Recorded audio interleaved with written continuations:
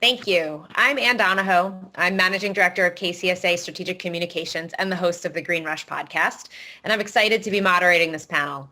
Cannabis and out-of-home have a unique relationship because in many states, it was really the only avenue for dispensaries and brands to really communicate externally. Once a state legalized cannabis, either in a medical or adult use capacity, dispensaries really needed to communicate with customers, and out-of-home was really vital in those initial markets where traditional and online advertising was very heavy regulated and in many cases just outright banned. So we know it's not just about static billboards, of course. We're also talking about digital out of home, especially at and around the retail level, and how companies can use data to reach their target audiences. I think in the world of cannabis, advertisers and brands are really fighting on a couple of fronts, and one being state regulations that are constantly changing. So what you can do in California is not what you can do in Oklahoma. The other being that cannabis, just like any other CPG product, and it's a competitive marketplace out there, and brands are just really competing for eyeballs. So this is really about using out of home to reach customers where and when they're in a place to make a purchase decision. And I can't think of two better people to talk about this with. Zach Friedman, Senior Vice President of Client Development at Talon Outdoor. Many of you are familiar with Talon, but they have really capitalized on the cannabis industry and approach it with a focus on delivering smarter, creative, technology-led and integrated out-of-home communications. And then we have Matthew Hollingshead, President of Highfire, which is the cannabis industry's most complete real-time sales data analysis platform, providing live sales data, customer demographics, and market trend analysis. I will get it out, I promise. So we have the agency perspective with Zach and the retail and tech perspective with Matt. So let's dig in. Gentlemen, welcome. Zach, let's start with you. Out of home has had about 4% of the overall ad spend, but about 40% of the cannabis ad spend. Why is out of home the leader in this category, and do you think this trend will continue? Thanks, Ann. Yeah, out of home has done amazing with cannabis compared to other channels, and I think it's really for a few reasons when you boil it down. Out of home has this incredible way of building brand awareness by capturing consumers when they're out in the real world, and no other channel is really as effective as out of home is in terms of delivering that mass but targeted audience within compliance of local advertising mandates. And as you mentioned, it can be really complex with cannabis. There's so much. I know we'll get into that later, but just the ability to reach consumers and customers in general at points of sale in hyper-local ways, whether it's in a dispensary or somewhere else, is really unparalleled. But I think one of the biggest driving factors for cannabis, and the reason we've seen so much kind of flow into out of home, is just being driven by the competition. There's dispensaries, there's delivery services, there's edibles, there's all kinds of companies. The market's really becoming saturated. And I think what we've seen a lot on our end, at least, is it's really no different than whenever there are competing companies in any in any segment for that matter. You want to go out and put your stake in the ground if you're a delivery service and say, this is my territory. I want to buy all this inventory because if I don't buy it, somebody else will. And so we've seen that a lot. I think the industry in general, having advanced in recent years also by, sort of proving measurable outcomes and being able to throw things like attribution and layering in digital and mobile targeting into campaigns has really helped our case as well, because at the end of the day, all these companies are looking to drive sales and grow their businesses. And so we're able to do it in a lot of different ways. There's no lack of options when it comes to inventory, of course. And I really think out of home has just excelled. So Matt, we know that data and measurement is key for everyone. And in many ways, in most ways, cannabis, like we said, is no different from any CPG product. So from a last mile perspective, what are you guys doing to drive consumer engagement and to really foster relationships, at the retail level?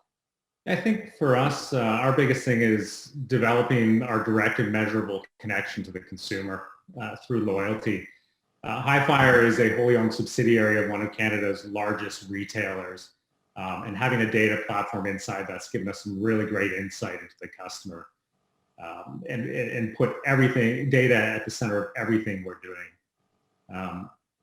As a retailer, it's our job to understand the consumer better than anybody else, who they are, what products and brands they're buying, when they're shopping. And through that, we've become key partners for advertisers and for suppliers alike.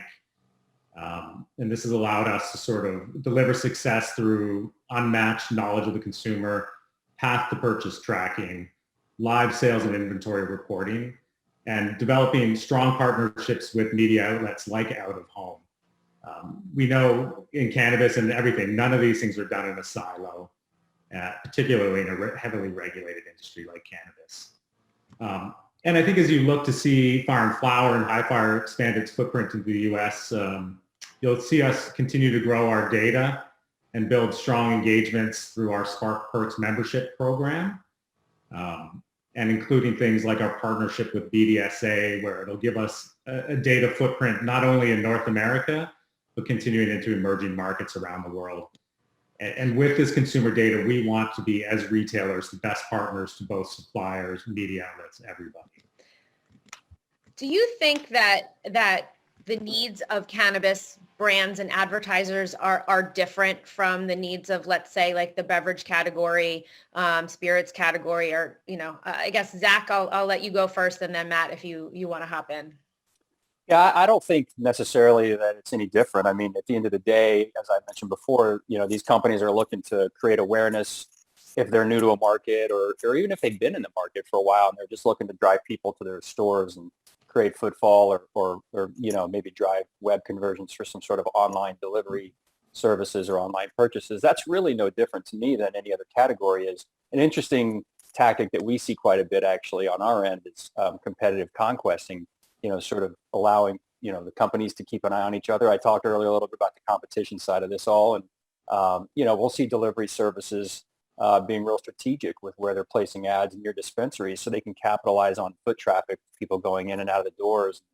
What's interesting is, as the markets are changing and as the rules and regulations change, and oftentimes they change overnight, and there's really no quicker way to get the word out to potential customers or to an existing customer base than using digital out-of-home formats. So what we've seen in Las Vegas, we've seen cannabis advertisers go out and say, hey, now you can come into the store. We're offering curbside pickup. You don't have to wear a mask, whatever it may be. They're utilizing the power of out-of-home and the speed and quickness to market that you can get by changing their messaging in real time. And it's been pretty cool to see. But I don't think at the end of the day that their needs are really any different than the other category. Matt, you mentioned, you guys are based in Canada, and Fire and Flower is the parent company of Hi-Fire. And, for those who everybody probably knows, Canada is way ahead of the U.S. when it comes to federal legalization, at least. But in many ways, it's a little bit more restrictive. If you go to Canada, you don't get the beautiful, brightly colored, branding or anything like that. It is very pharmaceutical and very clinical. I think it's probably fair to say. What have you learned from the Canadian market that you're looking to bring to the U.S. market? Because they're so different. Yeah, absolutely. And I've spent the last 9, almost 10 years in legal cannabis in Canada, starting in medical, moving into recreational. And I will tell you right off the bat, if you like things stable, straightforward, never get into a government regulated industry. It'll age you quickly, and things are constantly changing. I think Zach said it earlier, like it's a constant shifting landscape. And perseverance and rolling with the punches is key to surviving this market. For us as a retailer, we're seeing in Canada an open market where we're seeing fierce competition in places like Alberta, where we're seeing one shop for every 8,000 people in that province. And competition in the U.S. today, I don't think is as fierce, and I think we're going to see that open up. So when you're set to compete, it's going to be very important. And that's when the customer connection becomes the far most important part. You need to be top of mind for a customer. You need to understand what their behaviors are. We relish the opportunity to get into the U.S. and leverage some of the advertising opportunities that we don't have in Canada. I use cannabis beverages as an example in Canada, where because we can't advertise products, price, anything else like that, many potential consumers have no idea about the products that are actually available to them. They believe it's just flower. It's just pre-rolled joints. And we know beverages are a great introductory product for consumers into the market. And I can't wait for that opportunity to just talk about a product that we sell and have that impact on the market and for competition. I mean, Zach, I would imagine there's many, many frustrated creative brand managers up in Canada who would love some of the tools at your disposal. How do you build creativity within such a highly regulated, industry like cannabis? Yeah, no doubt that the creatives are very regulated here, but I think there is an opportunity for the companies and brands to have some real fun with the messaging and kind of get a play on words. And in some instances, we've got several clients that do just really, really beautiful creatives. Green Thumb Industries, GTI they do a great job. It's simple, it's bright colors that pop, psychedelic imagery works a lot. Playful messaging, like I said before, and then when you go into things like hand painted walls and murals, and you can think about tactics like, boards in a road on a highway or whatever it may be. And there's just so many really cool options. But on the flip side of all this, there is this complexity, and you really need a team of experts who understands the complexity. And thankfully, we have a dedicated team at Talon. They use software that helps sort of, understand the nuances. If you got to have, 71.6, I believe, or 72% of the audience be 21 plus in order to advertise in a specific area. There's distance regulations, from parks and schools, and it gets complex. Some cities define parks differently than other municipalities do, and it can go on and on and on and on. But the point is, if you don't know what you're doing, you can find yourself in kind of a pickle. Some states, they may be 100% legally approved, but then you've got one county within the state that says no. Well, if you don't know that, your client could find themselves on the wrong side. And so checks and balances are necessary. But I really think that, some of the most simple creatives are the ones that have been the most effective. And they're fun conversations to have with clients when you kind of, get a chance to see. We're also seeing, we're seeing some of the larger companies start to utilize the space for more co-op opportunities, which is pretty cool. And so I think, there's just a lot of really good examples out there, but you got to know what you're doing, no doubt about it. Yeah. I mean, we've definitely had our fair share of clients, get their hands slapped just because they didn't know. And to your point, everything changes so quickly. And almost with each election cycle, there's something new and different, and, ballot measures and all of this fun stuff. But it makes it fun, but it also makes it pretty hectic from a marketing perspective. For sure. So because the theme of this conference, this whole conference is future proof, I have to ask, given the rich history of cannabis and out of home, do we really think cannabis is future proof? Matt, you want to start? Sure, I'll start. Yeah, I do believe that cannabis is future proof. It's, it's barely in its infancy globally. Over my time in the industry in Canada, we've seen an incredible amount of change. But with doing anything new, with a product that has previously been vilified or may continue to be vilified in many industries or countries, there's always going to be difficult times.